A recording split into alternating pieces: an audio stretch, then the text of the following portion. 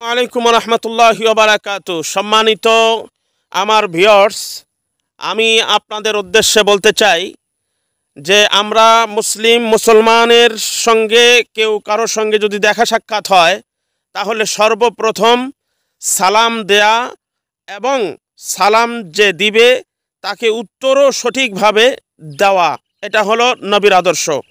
আমরা সালাম দিব আসসালামু আলাইকুম ওয়া রাহমাতুল্লাহি ওয়া বারাকাতু, এভাবেও দিতে পারি, অথবা আসসালামু আলাইকুম এভাবেও দিতে পারি, কিন্তু উত্তরটাও আসবে ওই রকমভাবে ওয়া আলাইকুমুস সালাম।